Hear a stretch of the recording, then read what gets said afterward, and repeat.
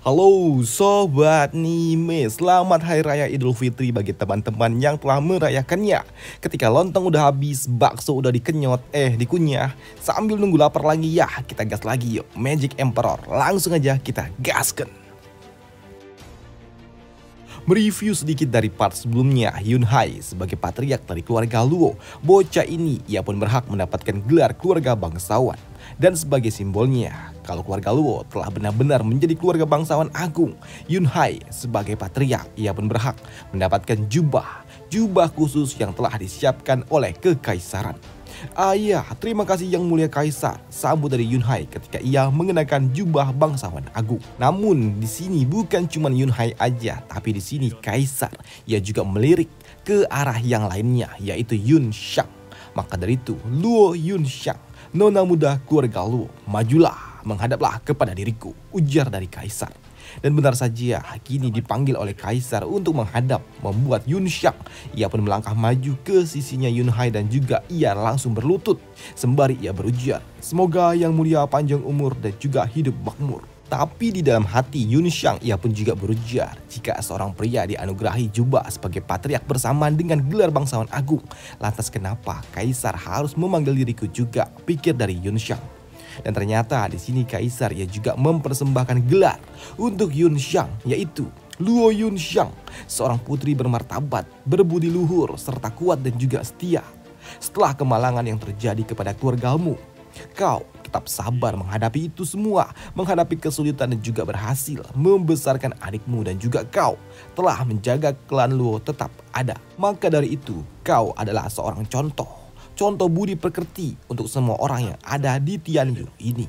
Maka dari itu, aku, Kaisar, akan mengangkatmu sebagai anak angkat dan akan memberikan kau gelar sebagai putri Yong An. Dan aku harap kau akan menjadi kakak perempuan yang baik untuk putriku, yaitu Yong Ning, dalam menjaga Tianyu ini. Hei, mendengar Yun Shang akan diangkat menjadi anak angkat dari Kaisar, tentu saja hal itu mengejutkan semua pihak, termasuk para pangeran ini. Namun ketika Yun Shang ia merasa beban ini terlalu berat untuk dirinya, maka dari itu ketika ia berujar, Yang Mulia, saya rasa saya tidak akan sanggup untuk tidak. Ini adalah dekret kekaisaran, sambut dari Kaisar yang memang membuat Yun Shang tidak lagi dapat pernah membantah kata-kata Kaisar. Maka dari itu, di sini Yun Shang ia mau tidak mau ia harus menerima itu dengan berujar, baik, saya akan menerimanya, Kaisar. Ya, setelah Yun Shang dan juga Yun Hai mendapatkan gelar baru mereka dari Kaisar, kini Yun Shang ia merasa kalau sepertinya harusnya acara ini telah usai, tapi nyatanya ternyata tidak. Karena di sini Zhou Fan ia pun dipanggil oleh Kaisar untuk maju. Pelayan keluarga Luo, Zhou Fan, majulah kau. Ya, dipanggilnya Zhou Fan oleh Kaisar sempat membuat kedua bersaudara ini mereka pun sedikit khawatir, mengingat watak dari Zhou Fan yang memang sungguh sangat luar biasa keras. Dan untuk Zhou Fan sendiri, ia pun maju tanpa adanya keraguan sedikit pun. Bahkan ia pun tidak mau berlutut di hadapan Kaisar Tianyu. Dan melihat Zhou Fan yang tidak mau berlutut membuat seseorang yang memang ada di sebelah Kaisar, ia berujar, lancang, kau tidak mau berlutut di hadapan Yang Mulia Kaisar?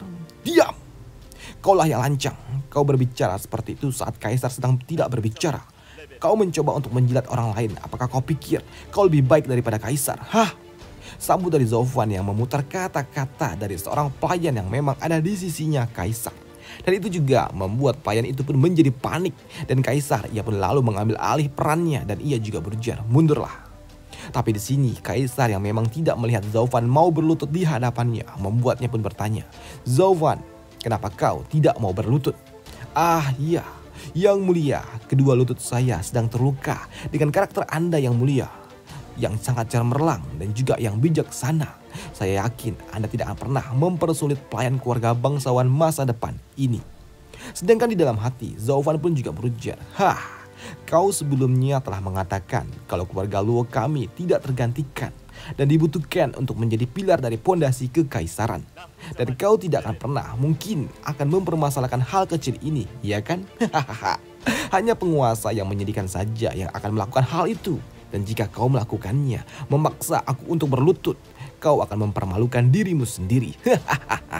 Lagi pula kau hanyalah seorang kaisar dari kerajaan kecil. Bagaimana bisa Zhou Fan, seorang kaisar iblis yang mau berlutut di hadapan seorang kaisar kerajaan kecil? Ini tidak mungkin. Namun melihat Zhou Fan yang tidak mau berlutut di hadapan kaisar membuat Yun Xiang ia pun menjadi panik dan ia juga berujar, Zhou Fan, tolonglah berlututlah. Kaisar itu adalah anak langit, anak dewa. Ya, karena memang dalam mitologi Cina dulu, kaisar ataupun raja adalah anak dewa.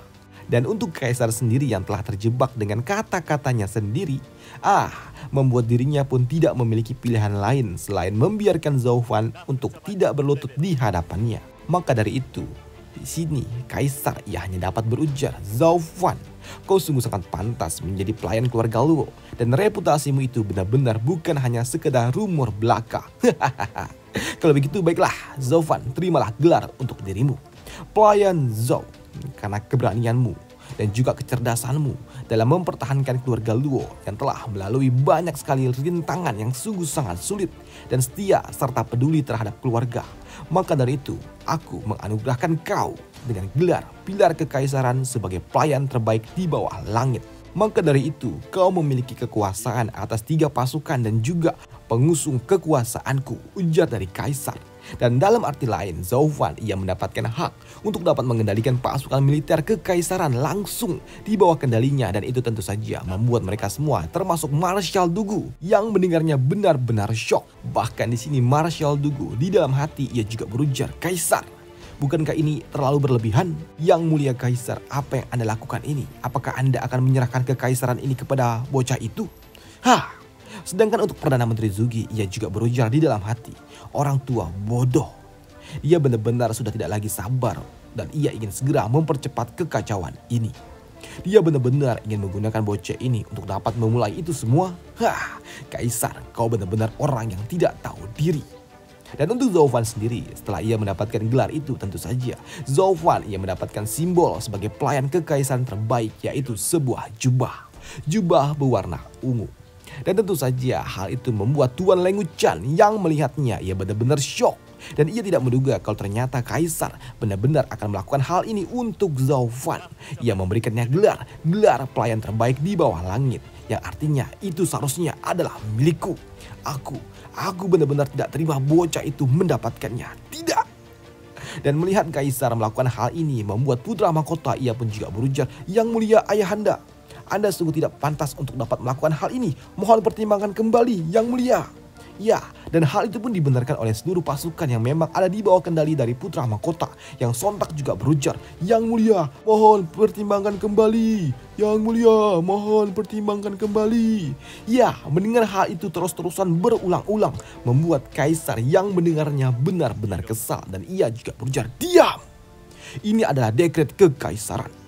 Ya, mendengar kaisar berujar demikian, di sini putra mahkota ia pun sungguh sangat syok karena ia tahu jubah yang diberikan kepada Zhou Fan itu bukanlah jubah biasa. Karena sejatinya jubah milik kekaisaran itu dilambangkan dengan cakar naga, 4 cakar untuk pangeran dan juga 5 untuk kaisar. Sedangkan jubah yang dikenakan oleh Zhou Fan memiliki arti di antara keduanya, yang artinya Zhou Fan ia hanya 1 langkah lagi untuk dapat menguasai kekaisaran ini. Dan di sini putra mahkota juga tahu kalau hal ini sepertinya akan menyebabkan kontroversi yang tidak akan pernah bisa memberikan kepuasan bagi banyak pihak. Dan itu juga pasti akan menimbulkan pemberontakan. Namun karena Zhou Fan telah mendapatkan mandat itu yang membuat dirinya kini berada 1 tingkat di bawah kaisar. Bahkan status kedudukannya juga lebih kuat dibandingkan 7 bangsawan agung, para pangeran ataupun diriku sendiri yang merupakan putra mahkota. Itu pasti akan menjadi pertanyaan bagi semua pihak. Kenapa dan ada apa kaisar melakukan ini semua? Pikir dari putra mahkota itu. Dan hal itu pun dipahami oleh patriark dari bangsawan agung, di mana patriark dari lembah Yaoming ia pun juga berujar, Zhou Fan saat ini ia memiliki kekuasaan mutlak yang dapat menggerakkan militer, dan itu akan membuat dirinya pasti akan semakin arogan lagi di masa depan. Dan siapa lagi yang akan berani untuk mengusiknya? Tidak akan ada lagi orang yang dapat menyentuh dirinya di kekaisaran ini. Ya, selepas keluarga Luo mendapatkan jabatan dan juga mandat barunya itu, kini upacara penghargaan pun akhirnya resmi berakhir. Dan itu juga membuat Zhou Fan dan juga keluarga Luo akan pergi meninggalkan ibu kota kekaisaran ini. Tapi sebelum Zaufan benar-benar pergi, di sini ternyata ada seseorang yang memanggil dirinya. Dan ternyata orang itu adalah Kaisar yang berujar, "Zaufan, ikutlah bersama diriku." Dan beberapa saat kemudian, kini ternyata Kaisar ia membawa Zaufan menuju tempat favoritnya, yaitu tempat di mana ia menghabiskan waktu untuk bermain catur bersama Tuan Sima. Ah iya, Zaufan. Di tempat ini aku biasa bermain catur dengan Tuan Sima. Jadi di tempat ini kita hanya akan menjadi orang biasa tanpa adanya jabatan di antara kita. Maka dari itu ya silakanlah bersikap santai. Mendengar hal itu tentu saja membuat Zaufan pun tidak basa-basi lagi. Ia pun langsung mencomot sesuatu yang ada di atas meja tanpa dipersilakan dulu oleh Kaisar untuk makan. Udah makan duluan. Waduh. Hei, melihat Zaufan yang sepertinya udah santai membuat Kaisar kini ia juga berujar, Zaufan, aku banyak mendengar tentang dirimu. Tapi ini adalah pertama kalinya kita bertemu. Aku mendengar tentang dirimu pertama kali dari pangeran ketiga. Dan ia juga mengatakan kalau keluarga Luo mereka memiliki seorang pelayan yang sungguh sangat cerdas. Yang telah membantu keluarga itu berkembang dengan sangat luar biasa. Ya, awalnya aku pun juga mendukung saja tentang apa yang dikatakan oleh pangeran ketiga tanpa adanya rasa khawatir atau apapun itu. Bahkan untuk kemampuanmu aku sama sekali tidak memperhatikannya karena kau tahu memangnya sehebat apa sih seorang pelayan dari keluarga kelas 3 yang hampir hancur itu dapat menentang surga. Ya, maksudku lingkungannya sangatlah terbatas dan mustahil baginya untuk dapat berkembang sampai seperti ini. Ya kan? Bukankah kau setuju dengan hal itu, Zaufan? Ujar dari Kaisar. Ya, mendengar hal itu pun di sini Zaufan pun paham dan itu sungguh sangat masuk akal. Ya, Anda benar. Jika itu aku juga pasti akan berpikir hal yang sama. Sambut Zaufan di dalam hati. Tapi di sini Kaisar pun ia melanjutkan ceritanya. Zaufan, ketika kau membunuh tetua Yao, yaitu tetua dari lembah Yaoming, kau membuatku sungguh sangat terkejut. Karena bagaimana bisa kau membunuh seorang pastor, seorang tetua milik lembah Yaoming yang memang dikenal sebagai orang ketiga tercerdas milik kekaisaran. Tetua itu dapat mati di tangan orang atau seorang bocah yang memang tidak dikenal. Bagaimana bisa itu terjadi? Maka sejak saat itulah aku mulai memperhatikanmu dan kurasa aku adalah salah satu dari sekian banyak orang yang memang mengakui kemampuanmu. Sambut dari Kaisar. Hei, mendengar itu membuat Zaufan pun berujar di dalam hati. Iya. Waktu itu aku berencana untuk bertindak di bawah radar dan tidak tercium ke permukaan. Aku tidak ingin kemampuanku diketahui oleh banyak pihak. Karena aku memang ingin menghindari sesuatu yang memang tidak perlu.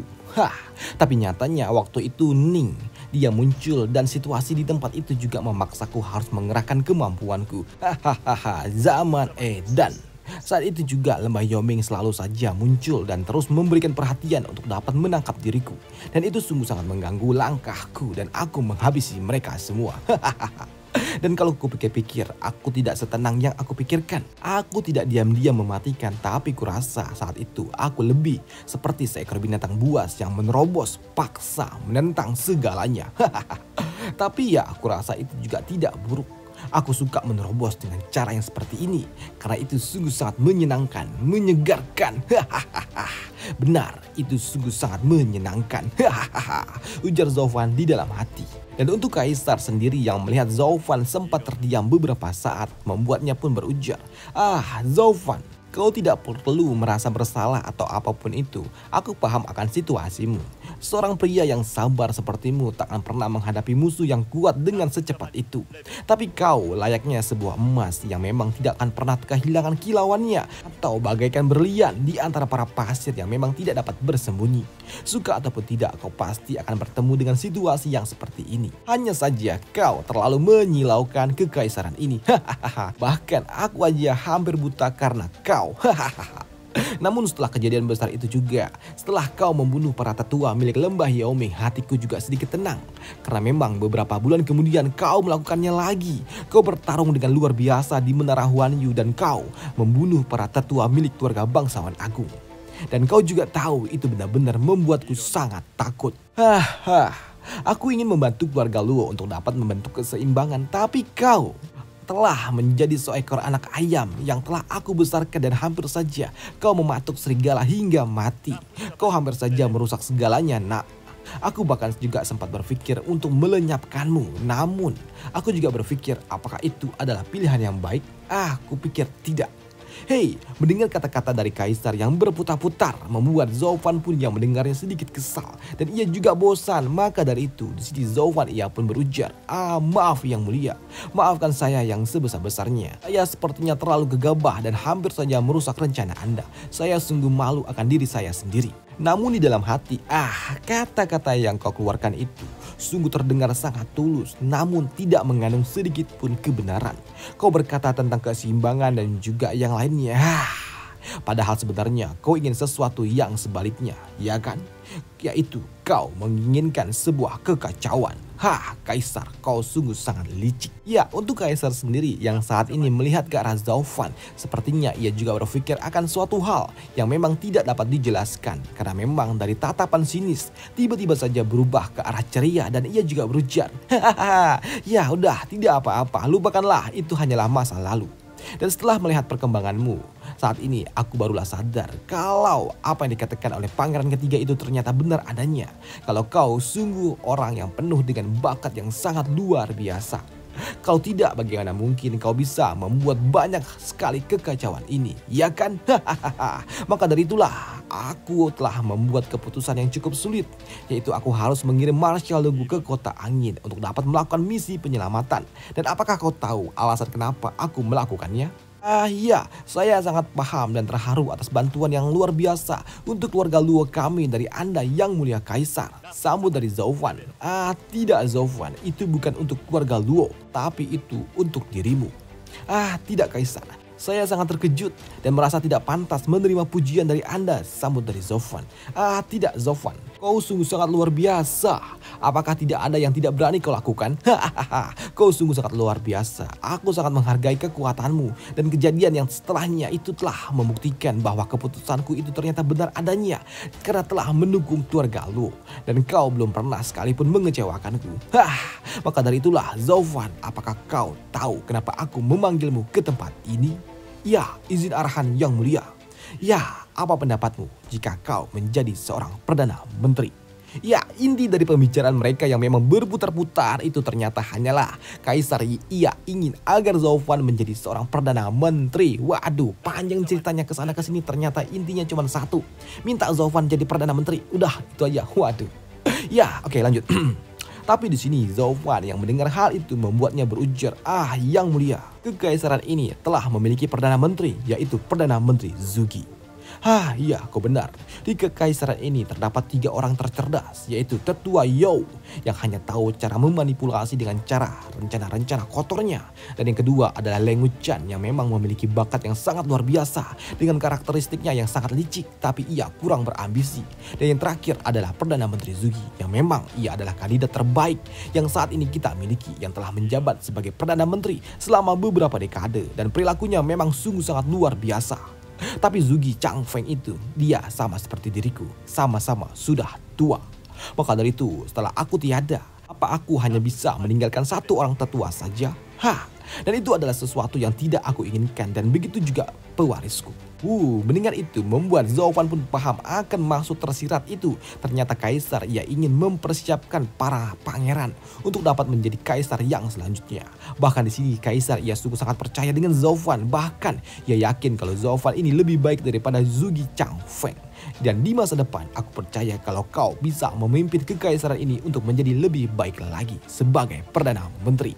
Dan seluruh negeri ini pasti akan makmur jika memang kau lah yang akan menjadi Perdana Menterinya. Aku juga telah melakukan yang terbaik. Aku telah melakukannya dan membuatmu menjadi pelayan terbaik di bawah langit. Jadi yang perlu kau lakukan hanyalah memandu Tian Yu di masa depan untuk diriku. Mendengar hal itu, kini Zofan pun ia merasa kalau apa yang dikatakan oleh kaisar ini terdengar cukup sangat tulus. Tapi di sini Zofan ia adalah orang yang sangat berhati-hati. Maka dari itu ia pun curiga, sepertinya kaisar ini menyembunyikan sesuatu. Selain itu juga takdir telah membuatku menjadi seorang raja. Apakah dia tidak takut kalau aku akan merebut kekaisaran ini? Dan karena sepertinya orang tua ini tidak mau jujur, baiklah, aku akan mencoba untuk membuka mulutnya. Ujar Zofan di dalam hati. Sedangkan yang ia katakan, kaisar, seperti yang Anda tahu, saya memiliki vena naga. Dalam istana kekaisaran, bukankah saya seharusnya adalah musuh bagi keluarga Anda? Tapi mendengar apa yang dikatakan oleh Zauvan membuat Kaisar pun tertawa. Hahaha, Zauvan, Vena Naga itu hanyalah makhluk dunia ini dan keluarga aku telah mengatasinya selama beberapa generasi untuk dapat mengamankan Vena Naga dan dapat membuat Tianyu ini menjadi lebih makmur lagi. Dan jika hanya satu Vena Naga yang kau ambil, itu tidak akan memiliki arti apapun. Lagi pula kami juga telah memilih gerbang Kaisar untuk menjaga Vena Naga. Namun sama sekali kami juga tidak takut kalau mereka akan mengambilnya untuk mereka gunakan secara pribadi dan mencuri tentang apa yang telah kami miliki. Dan itu juga mengingatkanku akan Huang Fuqitian yang telah menyebut dirinya sebagai hadiah dari langit yang ditakdirkan oleh surga. Bahkan ia juga memiliki Vena Naga. Tapi kau lihat, takdir akan selalu ada di tangan kita sendiri. Dan jika keturunan kita mencintai Tianyu, mereka akan membuat rakyat menjadi bahagia. Tapi jika pewarisnya tidak tahu berterima kasih dan angkuh dalam memimpin Tianyu ini, bagaimana bisa kekaisaran ini dapat bertahan? Ya kan? Maka dari itulah takdir surga dan juga semuanya itu hanyalah omong kosong belaka bagi diriku. Dan jika aku mempercayai tahayul itu, aku tidak akan perlu lagi banting tulang untuk dapat mengamankan tentang masa depan. Benar kan, Zauvan? Hei, mendengar apa dikatakan oleh Kaisar di sini Zauvan, pada akhirnya otaknya pun sedikit termakan dari kata-kata dari Kaisar yang membuat Zauvan sempat berpikir, apa yang dikatakan oleh Kaisar ini? Ini cukup masuk akal. Dan selesai alur cerita dari Magic Emperor minggu ini, dan sampai jumpa minggu depan untuk Magic Emperor. Dan satu video ini full cuman Kaisar adu bacot sama Zauvan. Dan jika kalian kurang paham, coba pelan-pelan ngomongnya. Ini dengernya. Soalnya ini memang agak repot ini. Soalnya gimana ya? Ini cuman dialog dan muter-muter kata membujuk agar Zauvan mau jadi Perdana Menteri. Jadi kalau Zauvan jadi Perdana Menteri nggak mungkin ia bakal mengambil alih kekaisaran. Jadi kekaisaran tetap jatuh di keluarganya sendiri, turun ke pangeran. Waduh. Ya intinya gitu doang, cuman berputar-putar kata. Dan setelah inilah baru nanti Zauvan ia memiliki suatu drama lainnya, karena dia bakal ketemu dengan para tetua dari sekte iblis itu loh. Bukan sekte iblis, sekte peramal. Waduh. Dan itu nanti Zauvan bakal ada drama-dramanya lagi sedikit sama Pak Tua. Terakhir baru perang dia lawan Kaisar Bayangan. Waduh, Shadow lupa ini. Dan sampai jumpa di video selanjutnya. Waduh. Bye.